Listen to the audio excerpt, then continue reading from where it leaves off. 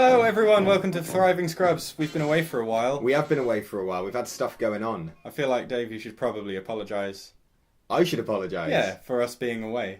Yeah, no, that's fair enough. I apologise in full for us being away. It was all down to me. It's all my fault. Good. But we're back. We're back and we're hitting the ground running with some quality content. Exactly. We're going to be Which I believe we're dubbing storytime. Well, something like that. That's what I want to call it anyway. You can call it storytime if you want. We'll call it something. But the point is, today we're going to be talking about a little-known little boy from the plane of Theros called Kytheon Eora.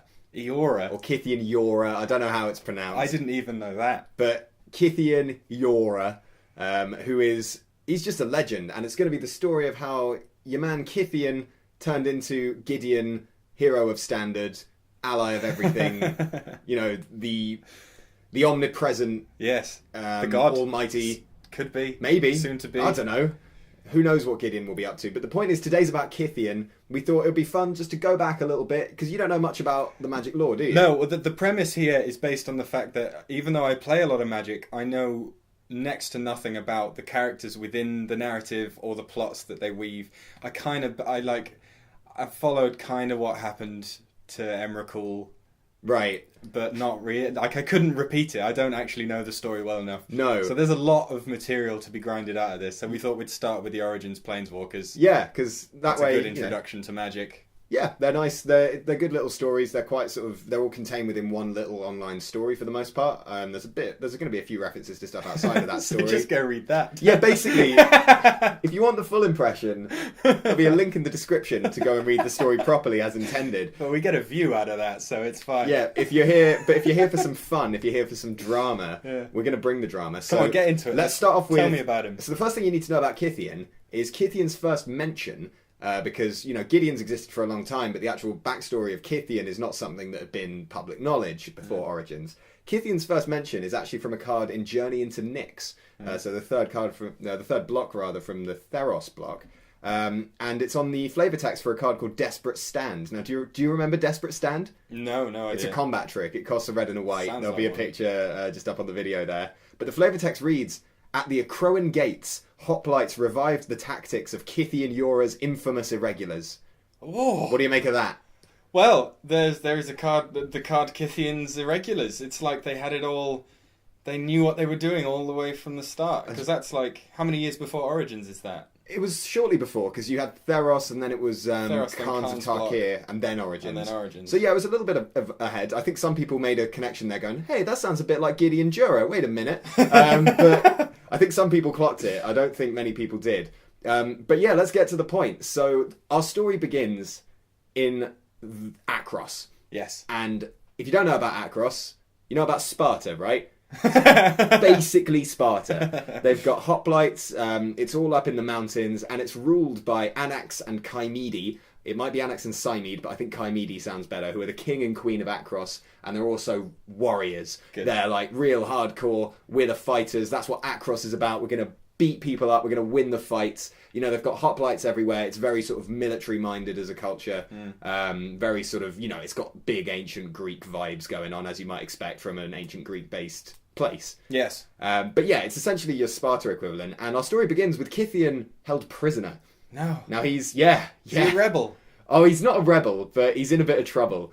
It's a scallywag. So the thing you need to know about Kytheon is he hangs out with these irregulars. Yeah. They're basically his gang of do-gooders, because Kytheon, and indeed Gideon to this day, he's all about justice. Yeah. You know, as we meet him here, he's a young boy, he's hard on his luck, but he's helping the people out. He lives in a part of Akros known as the Foreigners' Quarter. I tried to learn more about the Foreigners' Quarter, didn't find anything. I assume it's where the foreigners live. Yeah. But Kytheon, he lives there, that's where the irregulars hang out, and he's got his gang, and we start off with him ending up in prison. Presumably because he's been involved in some sort of, you know, He was defending the rights of the people. you know that bit in Aladdin where Aladdin like gets that bread at the start and gives it to those little kids? Yeah. I'm imagining it was something like that. I'm imagining Stannis imprisoning Gendry. That's where I'm at. What was the reason for Stannis locking up Gendry? Because he needed his blood. Oh, that's not why he's in prison. I don't think. But anyway, he's there in prison, and he's in there with his mate Drasus, who's one of his irregulars, who's been in there a while. Presumably the irregulars are in and out of prison just over and over again. They're getting into all sorts of japes. Fair. And Kytheon's there, and we begin the story by hearing some news about this guy, Hixus, who runs the prison. Hixus is the warden there, but really, the person who runs the place, you know, the tough prisoner who owns everything, goes by the name of Ristos. Ristos. Okay. Now, Ristos didn't get a card, so you can probably imagine he's not all that. But yeah, I was thinking, I don't know. I don't remember a Ristos. Yeah, no, but Ristos is the one who runs the place. He's in charge of all the prison gangs and that. Uh-huh. And it's a weird prison, this one, because basically what they do is they take all the prisoners into a room, and there are these massive cranks, and they go and they push these cranks around and lift barrels full of water and something. So I'm assuming it's some kind of big pump to pump water up into Akros. But it's not your standard prison, that, is it? It's not sort of, here's the core infrastructure through which we get all of our water, it's powered by prisoners. It's not quite... It's an interesting way to live. I mean, I don't want to get too much into Crowan politics, but, you know... It was a different time. It was a different time. You know? You've got to excuse him for that. So Kytheon gets on the crank. He's cranking around. Good. He's pushing. It's tough, but he's tough. He's got a tough mind. He doesn't mind. And then he has a bit of a break. They go in circuits, so they have 6 on, 6 off, something to that effect. So you push the crank for a bit. You have some bread and water, back and forth. Good. And while he's having his bread and water, some guy comes up with a sack, and he's like, "Give us some of that, then." And all the prisoners are putting their bread into the sack, and Kytheon's like, "Hold up, this is not just. What's going on here? There's no justice here." And he looks at the guy, and the guy says something to the effect of, "This is a tribute for Ristos," to which Kytheon replies, "Nah, you couldn't be Ristos. I was told I'd be scared of Ristos." He's got a mouth on him. Oh, how old is Kytheon at this point? He's like 11, hero 13. Of Akros, yeah, he's a little boy. He looks prepubescent. Yeah, he's a young boy. At this stage, he's very young. And yeah, he's giving sass to this guy. And while he's sort of giving this sass, he clocks that Ristos is sort of nearby watching all this. Obviously, he's not even remotely scared because he's Kytheon. And then there's a big fist fight. So Kytheon gets involved fighting this guy, the guy with the sack. This 11-year-old versus a presumably fully grown man. It's big enough to intimidate a prison. And we have an 11-year-old. Well, this is the thing, because here's where we learn that fighting is the source of Kytheon's magic. So when he gets in a fight, his hands all glow and there's okay. He's all his magic is powered by fighting. That's what he's all about. He's a roughhouser, is Kytheon. He tumbles about, he beats people up. And briefly, this sort of thug gets an upper hand, and he gets Kytheon in the face. And there's quite a recurring theme of Kytheon going, "Oh, that was stupid." Like quite often, he'll get hit and go, "Oh, that was annoying." Because obviously he's fine, but then he sort of powers up, Dragon Ball Z style, kind of stuff. Hair all not quite like that. And when the thug punches him, the punch gets pushed back, like the force of it goes back into the thug and breaks his jaw. So this thug essentially punches himself by trying to hit Kytheon. He has a deflecting palm. He does, but he's just got a deflecting everything. You try and hurt Kytheon, if his magic's on, you're just going to hurt yourself. Just get absolutely ruined. And then 6 more thugs turn up. Yeah. And then there's a flash forward. So 6 more thugs turn up, there's a big fight. End result, Kytheon wins. He's a bit bloody. We can only assume it was a bloodbath. The man's pretty powerful, is Kytheon, or the boy rather, is pretty powerful. So he wins it the child, yeah. The little baby. And at this point in the story, there's a bit of a time jump. So we see how Kytheon's magic and we see how it works through fighting, and then we jump forward to Kytheon in Hixus Prison Warden's office. Okay. Now, Hixus Prison Warden, you will be familiar with. Yes. No one plays it. No, it didn't see any standard play. 3-3 for 4? You know what? I don't fully remember. I think it had Flash. It had Flash. It does. It has Flash. I'm thinking of Odric. No. That's a 4-4 it's a 4-4 for 5 with That's Flash. It. Yeah, and it has an effect that essentially imprisons stuff. Yeah. So if stuff attacked you, he locks them away because he's the prison warden. And Hixus begins his chat with Kytheon by saying, "You've been here for less than 2 days. 2 days of a 10-year sentence, a brawl in the waterworks, 7 prisoners in the infirmary, and a riot, all on your account." We also learn that Kytheon's apparently already tried to escape. So Kytheon's causing a right pain for Hixus here. Hixus going, "Who is this boy who's come in and just messed everything up?" So he's sentenced to death and and that's the end, yeah. And Hixus sort of implies to Kytheon that he's made some enemies. And Kytheon's like, "Oh, what? You talk about Ristos?" Kytheon says, "My mother called people like him weak because their strength comes from how others see them. Strength comes from action," she said. "Ristos is weak. I saw it right away. Now everyone else here knows it too."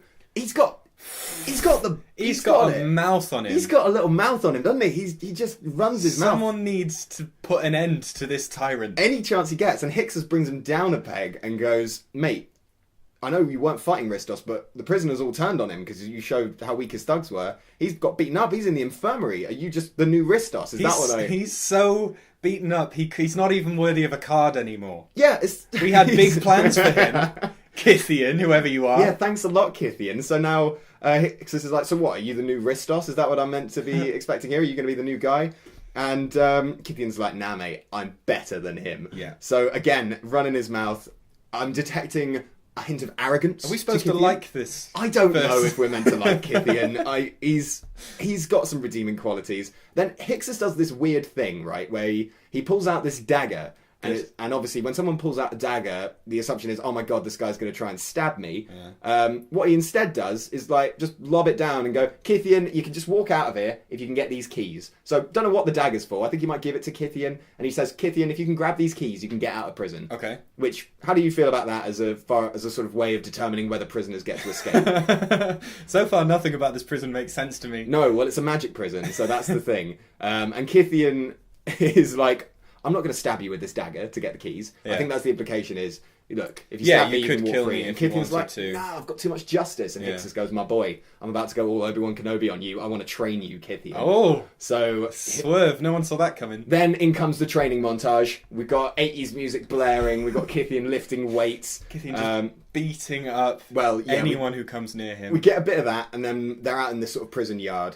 And Hixus is like, all right, Kytheon, come get the keys. And Kytheon's like, all right then. But as he runs, Hixus makes these magic chains come out of the ground and they're binding Kytheon. Suppression bonds. Suppression bonds. Suppression bonds. Is Kytheon trying to get at Hixus and Hixus going, nah, Kytheon, you haven't got it. So essentially that's a kind of magic called hieromancy. And hieromancers are white mages that use their magic powers to enforce order or suppress the abilities of others. So it's magic that sort of stops people getting around. Just keeps things in check, which is, the colour white in magic is very much about order and, often associated with religion and sort of, lots of people working together towards a common goal. And most hieromancers they pay allegiance to the order of Heliod. So they're very into the Heliod god of the sun, who is the mono-white god from Theros. They're all into him, because his magic aligns with theirs and so forth. And then, we sort of learn that for a good long while, Kytheon works the crank, he goes and trains with Hixus, goes to sleep, works the crank, and so on and so on and so on, and he gets mad clever. Statham in this prison. And he gets right smart and right strong doing this. Now we jump to 4 years later. Because that makes you smart. Yeah. Just cranking water up. He's got time to think. I don't know why I bothered with university. I should have just cranked water up a tube. Well, if you'd been on the crank... From age 11 onwards. Look, that's how you get to be a hero. So he does that for 4 years, and then we jump forward, and we just step right in. Hixus comes in, and he's like, there's harpies. There's harpies, they're coming to Akros. Goodness. And he throws a sack of armour at Kytheon, which I find quite a weird image. Like... I don't know, a sack of armour? That's quite heavy. I've never seen a sack of armour. I've seen people throw suits of armour. Yeah, bearing in mind he's a young adult now, he's like 16, 17. Excuse the noise if you can pick that up. We've just had There's a chainsaw competition going on outside. But a sack of armour, that's pretty heavy. He just lobs it on the floor and goes like, hey. I like the idea that that's the way you've described it. Your sort of mediocre narration is literal. So it's literally door open, there are harpies! Clang! And then the door closes. Well, he says, hey Kytheon, you want to earn your freedom? And obviously this is an opportunity for Kytheon to get out of prison that doesn't involve shanking someone, so he's all for it. So he puts on his armour, and he just heads out there, and there's harpies everywhere. They're all swarming Akros, and you can imagine harpies. That's a right pain to deal with, they're especially. Pesky, And if you're hoplites, they're a sort of spear and shield kind of unit, which I guess has a kind of advantage. It's an interesting idea, a phalanx versus a swarm of harpies. Yeah. So, and basically Kytheon gets stuck in. He's like, all right, I'm going to deal with this. And he's learnt all this hieromancy from Hixus. So he's like summoning chains from the ground. Cool. And then Hixus turns up and he helps out. So a bunch of hoplites and Hixus and Kytheon, they all use their chains and they get the harpies to retreat, essentially. So the harpies come in, they're causing a right nuisance. Kytheon, Hixus and the lads get out there. They mess them up. The harpies go away and they're like, thank goodness. All of a sudden, someone announces there are Cyclopses coming. For goodness they're coming for the gates. there's just... So first Harpies now, it's just another day in the life of someone on Theros, right? You know, you've got the gods all up in the clouds or whatever. You've got zombies walking around with weird golden masks on their faces. You know, just... I've got a Minotaur! Yeah, Minotaur's coming in, Cyclops coming in.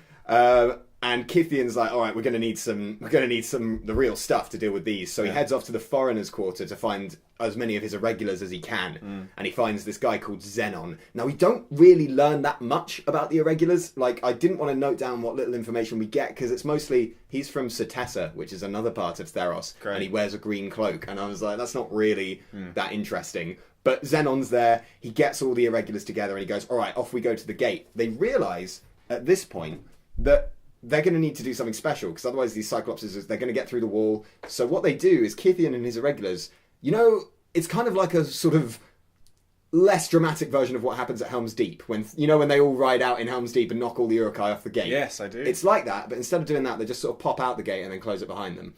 And the Cyclopses see him, and they go, all right, we're going for them. We're going for that gate. Okay. And they rush him. Now, the irregulars, they're all there, they're ready. Kytheon does this dope trick where he's using chains to, like, hold them down. At one point, he gets a Cyclops, holds it back with chains, and it's fighting against the chains. Then he releases them, so the forward momentum of the Cyclops forces it onto the spears of the irregulars. You know what you'd call that? No. Kytheon tactics. Oh! Remember the art for Kytheon tactics with the Cyclopses all coming in and the people like fighting them off? Look, that's Kytheon tactics, the research you've done over here. Yeah, Kytheon tactics. There it is. Everyone's favourite card from Origins. A card that saw some play in draft occasionally. I think I played it at pre-release. In any case, the Cyclopses get killed. Yeah. Big celebration. Well done, Kytheon. You've saved the land. Jump forward again. Kytheon and his irregulars are all up in the mountains around Akros, and they're making sure all the Harpies and Cyclopses are gone. And Kytheon comes across this statue of Heliod, and in front of the statue of Heliod is Heliod. Kytheon doesn't make that connection. He sees an old man who looks remarkably like the statue behind him, doesn't immediately recognise him as Heliod, god of the sun. You know, you'd think maybe after a lifetime on Theros he'd be able to recognise the god of the sun, but I guess this is a reference to Zeus in Greek mythology, and indeed... He did frequently... That's how he got his bonk on, is he would go down and not tell anyone who he was. Yeah, he'd go down, disguise himself as an old man. He'd bonk him. Yeah, exactly. Thankfully, none of that The coming first up. time I've ever used Yeah, that so then phrase. Heliod and Kytheon embrace. No, there's none of that. But Heliod calls out to him. He still doesn't know it's Heliod. Kytheon Iora of Akros. The man called out in a voice that seemed to come from every direction. Your task It seemed omnipresent, but Kytheon still couldn't work it out. Kytheon's so far up his own arse, he doesn't recognise a god. Yeah, your task is not yet finished. Kytheon's response to this? To your task is not yet finished? True enough if you stand in my path. He's the worst one. He can't help but run his mouth. All this intelligence he's allegedly gained from moving cranks around seems lost on him. And he's like, he gets his magic out, like bands of energy are rippling all over him. And he goes, who are you? To which Heliod replies, I'm Heliod. You know, here's the deal. Those Harpies, those Cyclopses, they weren't just attacking Akros at random. What was actually happening is Erebos, god of the dead, has raised a Titan to return all the zombies that have escaped from the underworld and take them back. Because they're meant to be in the underworld. You're not meant to get out of the underworld. So he's summoned Erebos' Titan to go and get them back. And Erebos' Titan doesn't care what's in its way. It's just killing everything. Because that's what Titans do, you know? It doesn't care. I would argue it wasn't successfully represented on paper, Erebos' Titan, if that's what it's supposed That's to what be it's doing. for. Well, you know how it's got all those sort of golden masks as armour? I don't know if you've had a good look, but its armour is made of golden masks. The art, just the card isn't like... Well, but it's not... No, it is though, because... because... Obliterator. No, because when creatures leave graveyards, you return it to your hand. So when stuff gets out of the underworld, Erebos' Titan, you can get it back to go and get them. That's the idea, I think, is because it... So your hand is the underworld in that scenario? No, the point is, Erebos' Titan turns up... Whenever they go back into the underworld, they come back out. The Titan doesn't do... Whenever they leave the underworld, that is the graveyard, the Titan comes back. It makes perfect sense. What are you talking about? And then, yeah, the Titan's after these, you know, randomers who got away, and doesn't matter what's in its path, and Erebos knows everyone's going to die anyway, because he's god of the dead, so he doesn't care. Well, we all know that. Yeah, why would Erebos mind that all these people are getting hurt? That's not... Death is his business. He's the god of the dead. He's like, okay, sure, that sounds good. We'll free up some space. We'll move some of these zombies over there. Yeah. Maybe, you know, now that the Titan's out, we can probably fit a few more in here as well. You know, build another few cranks just to get So Space. Heliod's like to Kytheon, just go kill it. And he gives Kytheon the Spear of Heliod. Okay. Which is, you know, that's a pretty big deal. Yeah, it is. Spear of Heliod, the next person to receive that was Elspeth. Well, you know, did she receive it or take it? Heliod gave it to her, I believe, in a similar sort of setup. Okay. Yeah, so Kytheon's off with the Spear of Heliod, that's a pretty big deal. Nice one. So we cut forward again to the actual fight with the Titan. Nothing much happens while Kytheon and his irregulars are on their way to kill this massive Titan. And this thing's imposing. It's got a massive flail spinning around. It's like the Witch King on crack. It's just coming in. It's got a big old flail. It's like breath smells of death or something. Yeah. And its armor's put together with the golden masks of Theros zombies that it's like recaptured, because I can't remember why, but all the zombies in Theros do have that golden mask. Okay. I don't know what that's for. Kytheon takes a hit from the Titan, doesn't care, he's annoyed at himself. Again, this is the recurring theme of Kytheon getting hurt and being like, oh, how annoying. So he takes a hit from it, he's fine. The Irregulars, meanwhile, because, you know, they're not as good as Kytheon, they're just lobbing grappling hooks at the thing to try and sort of bring it down. And Kytheon does this trick. So the Titan's spinning its flail around, and he pops a little bit of magic in its elbow, just so that its arm goes in on itself, and it hits itself in the head with the flail, falling down to the ground. So that's how you take down a Titan. This is the Planeswalker equivalent of stop hitting yourself. Yeah, basically, that's what Kytheon's all about at this point. It's magic to make people hit themselves. So the Titan falls over, and Kytheon, you know, stabs it with a spear or whatever, and it's gone. Spear of Heliod, it's mad magical. It's full of all sorts of stuff. Yeah. Kills the Titan. And then he looks up, and on the horizon, because the gods of Theros, they kind of materialise on the horizon in the Nyx, essentially, which is kind of a space where the gods live. Okay. But they appear on the horizon, and he sees Erebos as just watching. So you've just killed Erebos' Titan. You've got the Spear of Heliod. What do? You chuck it. You chuck You it chuck right it. at Really? Yes. Oh, I'm getting right into the head of Kytheon right now. So Kytheon, being an idiot, takes the Spear of Heliod and just lobs it. Lobs it right at Erebos. Erebos, like, flicks his wrist. The whip of Erebos emerges from the horizon, hits the spear, which deflects back, and it's heading back towards Kytheon, and he goes, it's all right, I've got this protection magic. So he gets his stance ready, he gets his big protection magic ready, and in comes the spear, and boom! Big explosion of spears and magic and all sorts of stuff, and there's dust everywhere, there's a bit of lens flare going on, all sorts of stuff going on. And as the dust sort of settles, Kytheon looks around him, and he's fine, obviously, because he's got plot armor as thick as it comes. Yeah. His whole thing is that he's pretty much invincible, indestructible, in fact. And all around him, the Irregulars are all dead. All of them are dead. I know what card this is. Do you now? What is it? This is Tragic Arrogance. It absolutely is. Tragic Kytheon, arrogance. You deserve everything. Well, nothing happens to him. Anyone Everyone could have seen that around you coming. deserves what happens to them. Anyone could have seen that coming, Kytheon. It's not even what Heliod asked him No, to it's do. not. If it had worked, Heliod would be really annoyed. Yeah. What's going to happen to the dead now? Well, someone has to look after the dead. Well, let's put it this way. The next time someone killed a god, because Elspeth kills Xenagos in the plotline for Theros, next time someone kills a god, Heliod straight up murders them. So, if anything else, it was a lucky escape for Kytheon that he didn't hit Erebos. He should have. But yeah, so that backfired. Yeah. And then, are you familiar with how a regular old so-and-so becomes a planeswalker? You have to ignite your spark. Your spark ignites, which happens in moments of great emotion or great can sort of stress happen or at any time enlightenment. It has to be something pretty severe. And in this situation, Kytheon's looking around and he's just completely distraught because his friends, his the people he's grown up with, the people he's been defending the street with, are all dead because he decided to lob a spear at a god. And that triggers him, and he's like, nah, I'm out, I'm going to planeswalk. He doesn't know he's planeswalking, obviously, but he vanishes. And he planeswalks, and he wakes up somewhere completely alien to him. Yeah. It's not Theros. Bear in mind, he doesn't know that planeswalkers exist. No one knows planeswalkers exist except for planeswalkers. And he just wakes up in this place that's completely alien to him. Do you happen to know where he planeswalks to? No idea. He planeswalks to Bant in Alara. I know you're a fan of the Bant colour combination, but yeah, that's where he ends up. He wakes up in Bant. What does he do there? Because it's top Bant. Of course he ends up there. Of course he ends up in Bant because he's all about the Bant. And he wakes up and he sees before him this sort of lady knight all dressed up in like knight's armour. Next to her is this massive lion, sort of armoured lion that's like her steed or something. And she sort of looks at him and goes, "Who are you? What are you doing here? Where did you come from?" And he goes, "I'm the man who's going to kill you." Not quite. He's still a bit distraught, so he manages to get out, "Kytheon, you're a... What, Gideon Jura?" You should just completely that miss can't it. be it. That's it. That's how it She happened. completely mishears him. All right, Gideon Jorah, up you get. And he doesn't ever correct. No. Since then, he's been going, well, it's too awkward now. Yeah. Everyone thinks that's my name. Yeah, so that's how he became known as Gideon rather than Kytheon, is because he's like spluttering or something because he's been planeswalking. And this lady just goes, "Oh, Gideon Jorah, that's a nice name." Good, yeah. He just runs with it. I don't know, maybe he fancied her, like maybe it was like a sort of, all right, play it cool, Kytheon, play it cool. I know you just killed your mates, but you know. Gideon. Gideon. Yeah, and that's the Gideon that we know and love today, and angels descend, and he's like, oh, this place is sick. And that's basically the end of the story.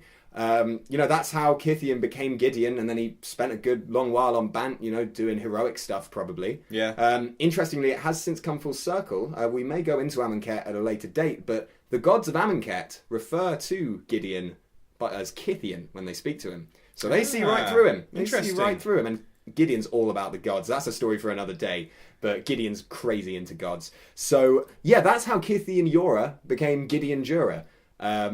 Jack, how do you feel about the story? Did you enjoy the story? He is as obnoxious within the fiction as the cards on which he's printed are for our meta game. So it's kind of fitting, isn't it? That he just turns up and goes, "No, me now. Yeah, everyone, yeah. me, me, lots of me, 4 of me, please." Yeah. So that's what happens if you make a deal with a god and then decide you're going to go a bit sort of off piece with He's going to improvise. Yeah. So hopefully you like this video. Do let us know in the comments below. We do read all of them, however many there may be. Give us a like, give us a subscribe. If this goes well enough, if people like this, we'll probably do the rest of the Origins Planeswalkers. So next up, it will be Jace Vryn's Prodigy. Oh, good. He's great. He's even nicer. Everyone loves Jace. So we'll be going through the plot of Jace, which, as a sort of teaser for you, basically kind of like a sort of high school nerd kind of movie where he's sort of, oh, everyone picks on me because I'm really sort of intelligent. It's the story of that, and there's a Sphinx involved. It's going to be mad exciting. But yeah, follow us on Twitter. We're at Thriving Scrubs. We are. Give us a subscribe, give us a like, whatever you please. And we will see you guys next time. Good luck, have fun wherever you are. Bye, guys. Goodbye. Bye. Bye.